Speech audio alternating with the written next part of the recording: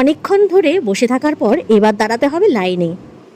এই যে লাইনটা দেখতে পাচ্ছ, এটা নাকি ভোরবেলা থেকে লাইনে দাঁড়িয়ে আছে।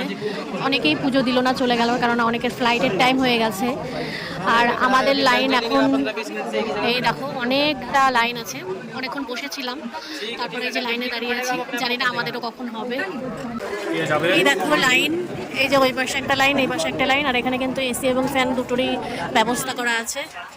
দেখো আমরা প্রায় অনেকটা কিন্তু চলে এসেছি, আর সাইডে এই যে এই পাশে লাইন, কেউ কেউ 8 ঘন্টা ধরে দাঁড়িয়ে আছে। মানে ভাবা যায়, মানে এখন বাজে বিকেল 5:30, আর মানে রাত্রি 1টা 12টা এরকমভাবেও লাইন দিয়ে দাঁড়িয়ে আছে।